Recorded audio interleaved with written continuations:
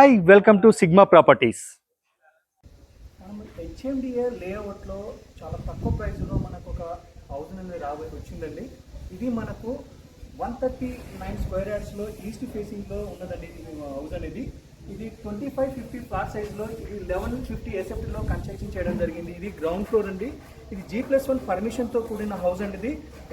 So ఇది car parking area అండి. Car parking ఏరియాలో మనకు లెఫ్ట్ సైడ్ వచ్చి మనకు బోర్ ఒకటి ఇవ్వడం జరిగింది. అదేవిధంగా రైట్ సైడ్ వచ్చి మనకు రైట్ లైన్ ఇవ్వడం జరిగింది పైకి వెళ్ళడానికి మన ఫస్ట్ ఫ్లోర్కి వెళ్ళడానికి. So right side wash area ఉంటే పూజలో మన ఏంటో కిచెన్కి వెళ్ళడానికి ఒక మనకు విండో ఇక్కడ డోర్ అనేది ఇవ్వడం జరిగింది. సో మనకు గవర్నమెంట్ నామ్స్ ప్రకారం మనకు సెట్ బ్యాక్ అనేది చుట్టూ ఇవ్వడం జరిగింది. సో ఎన్ని చూడవచ్చు అక్కడ ఒక వాష్ ఏరియా అవుట్ సైడ్ కూడా ఇవ్వడం జరిగింది. సో రండి మనం లోపలికి హౌస్ అనేది మొత్తం చూద్దాం.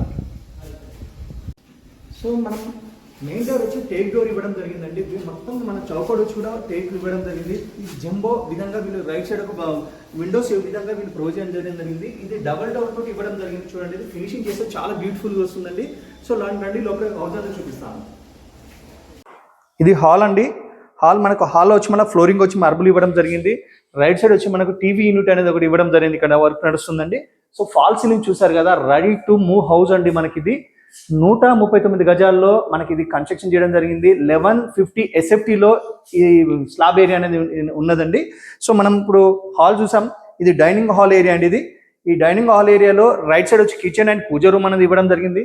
లెఫ్ట్ సైడ్ వచ్చి మనకు సెల్ఫ్స్ అనేది కూడా ఇవ్వడం జరిగింది. చూడండి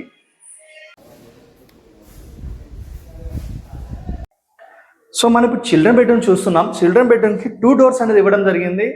ఎవరైనా సింగిల్ బెడ్రూమ్గా కావాలనుకున్న వాళ్ళు సింగిల్ బెడ్రూమ్ బ్యాచులర్కి ఇవ్వచ్చు. అండ్ సింగిల్ బెడ్రూమ్ని హాల్ పూజ కిచెన్ రూమ్ అనేది ఒకరికి ఇవ్వచ్చు. సో ఇక్కడ చాలా స్కూల్స్ ఉన్నాయి, కాలేజెస్ ఉన్నాయి. చాలా రెంట్స్ కూడా మంచిగా వస్తాయండి. మీరు ఏమైనా ఇంట్రెస్ట్ ఉన్న వాళ్ళు డైరెక్ట్ ఓనర్కి అప్రోచ్ కావచ్చు.